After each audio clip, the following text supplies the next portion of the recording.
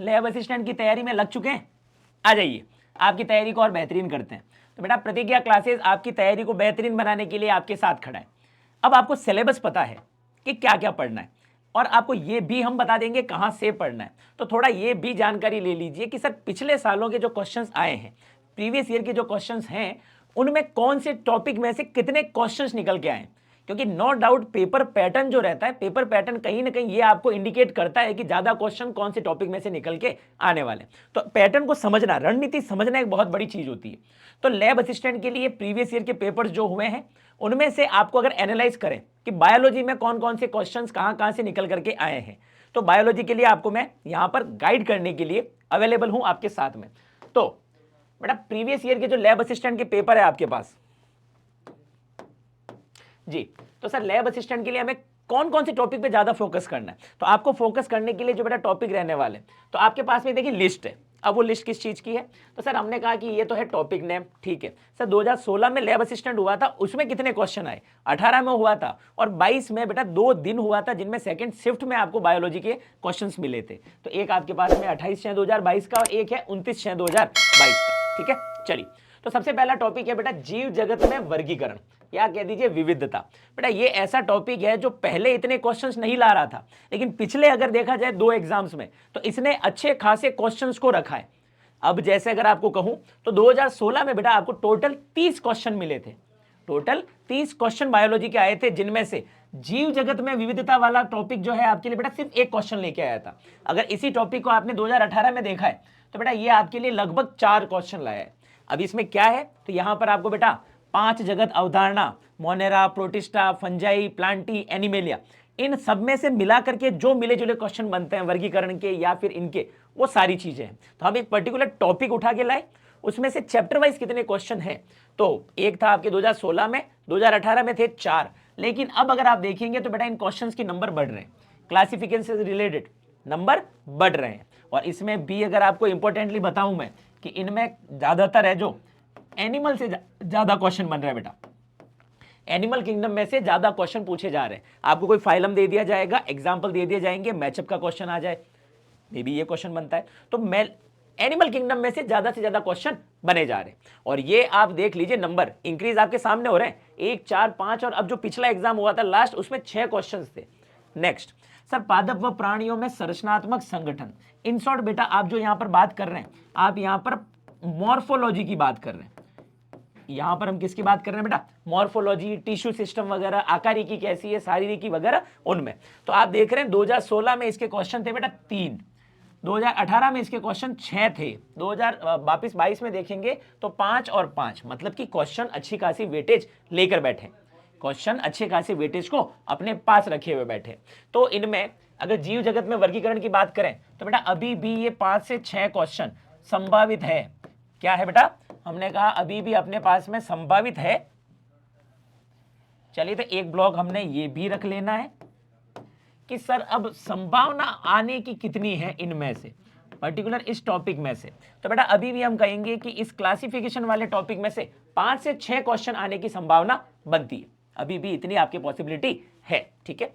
और रही बात पादप व प्राणियों में संगठनात्मक अध्ययन की, संगठन की, तो यहां पर भी बेटा आपके 4 से 5 क्वेश्चन तो अभी भी बनने के चांस है। इसमें क्या है, तो प्लांट का याद होगा पूरा आपके, जहां पर आप रूट, स्टेम, लीफ की बात करते हैं, प्लांट में इंटरनल स्ट्रक्चर जो है, जाइलम, फ्लोएम, टिश्यू वगैरह वगैरह वगैरह, वो सब यहां पर है। हाँ, इनमें अगर देखेंगे तो जो प्राणियों में जो आपकी चैप्टर था बेटा फ्रॉग वाला, जहां पर आप फ्रॉग्स के बारे में यहाँ पर कहेंगे जंतुओं की संगठनात्मक संरचना, उसका क्वेश्चन प्रीवियस ईयर्स में नहीं देखा गया है, तो उसको हम अभी भी एक बार थोड़ा साइड ऑफ कर सकते हैं।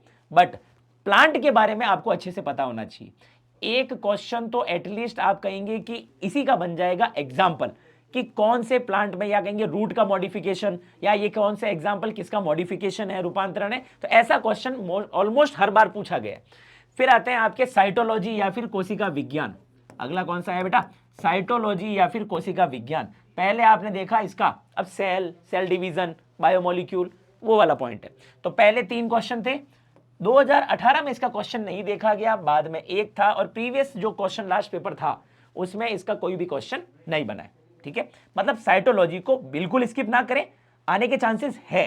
तो हम इसमें ज्यादा नहीं चलेंगे, मैक्सिमम टू मैक्सिमम एक क्वेश्चन के चांस बनता है कि साइटोलॉजी आपके लिए 1 से 2 क्वेश्चन ले आए, मैक्सिममली इतने चांसेस है। फिर आएंगे पादपकारी की या फिर प्लांट फिजियोलॉजी।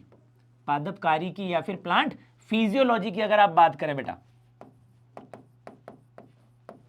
तो प्लांट फिजियोलॉजी मतलब जहां पर आपको फोटोसिंथेसिस या आप कह दीजिए कि रेस्पिरेशन वाला प्रोसेस, या जहां पर मिनरल्स न्यूट्रिएंट्स वगैरह है वो सारी चीजें, ये सब चीजें, तो इनमें आपने कहा पादपकारी की पहले लेके आया क्वेश्चन कम से कम 3, फिर 1, फिर 2, फिर 2, तो ऑलमोस्ट ये 2 के पास आके स्टेबल हो रहा है। तो लगभग हम मानते हैं कि 2 से 3 प्रश्न, कम से कम 2 तो बनने ही चाहिए, इतने तो पॉसिबिलिटी बनती है कि इतने क्वेश्चन आते हैं। ठीक है, ओके।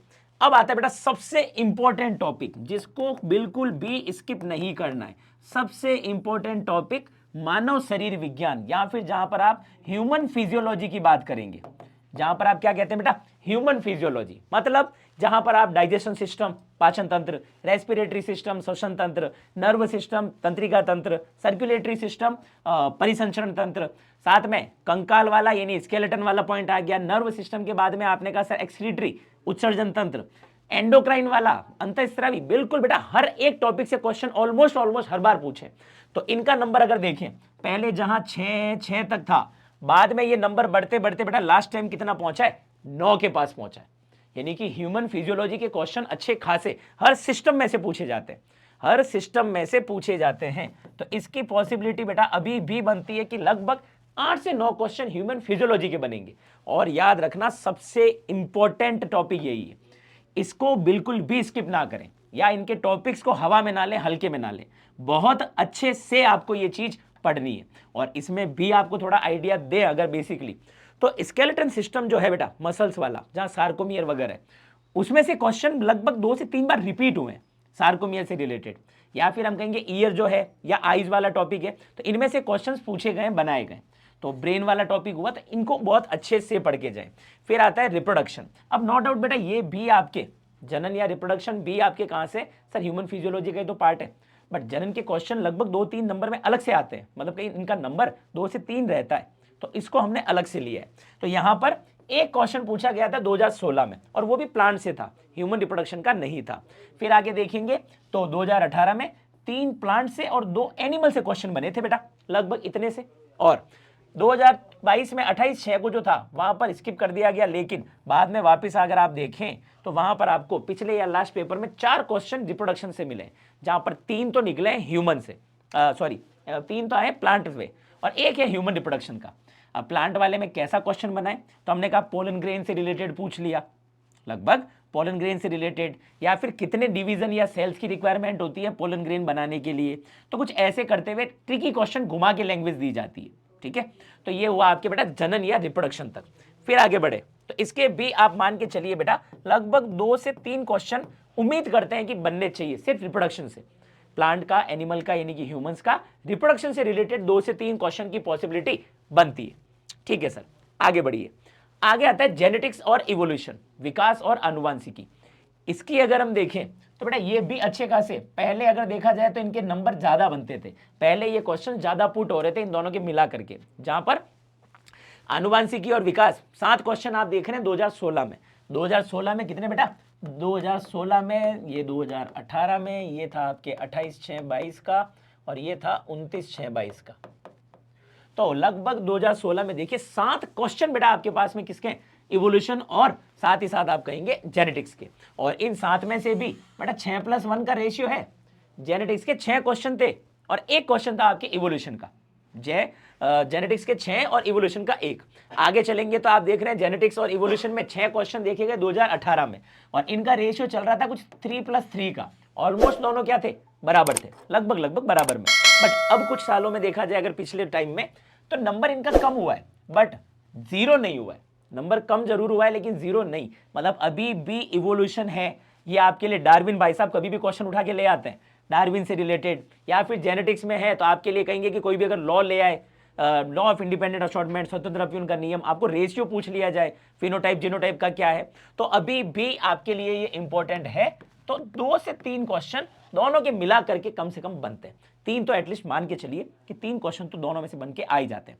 ठीक है, आगे सूक्ष्म जीव विज्ञान रोग उपयोग मतलब कि माइक्रोबायोलॉजी, यहां पर किसकी बात कर रहे हैं हम, माइक्रोबायोलॉजी, यानी कि माइक्रोब्स आपके लिए कहां रोगग्रस्त करते हैं, डिजीज कॉज करने वाले, कौन से आपके लिए बेनिफिशियल है, अच्छा काम करने वाले। तो इनमें पहले क्वेश्चन थे जैसे कि 4 2016 में, 2018 में, फिर 28/6 को देखा गया, और लेकिन लास्ट एग्जाम में इसका कोई क्वेश्चन था ही नहीं।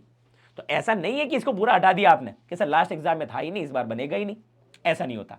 तो अभी भी आपके लिए ये 3 से 4 क्वेश्चन, या ले लीजिए 2 से 3 क्वेश्चन तो बनते ही हैं। ये कम से कम यहां तक आपके बन के आता है, ये क्वेश्चन लाएगा जरूर कि आपके लिए कोई पर्टिकुलर कि ये वाली जो डिजीज है ये किसका सिम्टम है, या फिर दे दिया जाए कि ये जो पर्टिकुलर माइक्रोब है, जीवाणु है, सूक्ष्म जीव है, ये कौन सी बीमारी फैलाता है। तो ऐसे कुछ बीमारियों से रिलेटेड, या फिर इनकी इंपॉर्टेंस का दे दिया जाए कि आपको पूछा कि दूध से दही बनाने में कौन सा माइक्रोब काम में आया, एल्कोहल फॉर्मेशन के लिए कौन सा माइक्रोब काम में आया। तो ये ऐसे क्वेश्चन भी बनते हैं, ठीक है। चलिए आगे आती है आपके बायोटेक। आगे क्या है बेटा, बायोटेक जैव प्रौद्योगिकी। अब बायोटेक भी ऐसा टॉपिक है जो हर बार कहीं ना कहीं आपके लिए 100-200 की खर्ची तो ले ही आता है, मतलब क्वेश्चन तो ले आएगा। जैसे कि 2016 में 1 था, बाद में 2, फिर 2, लास्ट में नहीं था, लेकिन स्किप नहीं करना है। 1 से 2 क्वेश्चन के चांसेस बायोटेक के हर बार रहते हैं। अब पिछली बार नहीं आया तो वो सरप्राइज फैक्टर था, अभी भी इसके 1 से 2 क्वेश्चंस के चांसेस बनते हैं, ठीक है। आगे परितंत्र यानी कि इकोलॉजी, इकोसिस्टम की बात करते हैं, तो इकोलॉजी वाला पोर्शन है, यानी कि पर्यावरण विज्ञान है ये। तो इकोलॉजी कहती है सर पहले मैं एक क्वेश्चन लाई थी 2016 में, बाद में 2 थे, फिर 1 था, फिर 1 था, मतलब बिल्कुल बैठे नहीं है इकोलॉजी वाले, बिल्कुल बैठे नहीं है। उन्होंने कहा सर हम 1-2 ही देंगे, लेकिन देंगे जरूर, 1-2 ही दें लेकिन देंगे जरूर। तो इकोलॉजी आपके लिए क्वेश्चंस लाती है, ठीक है।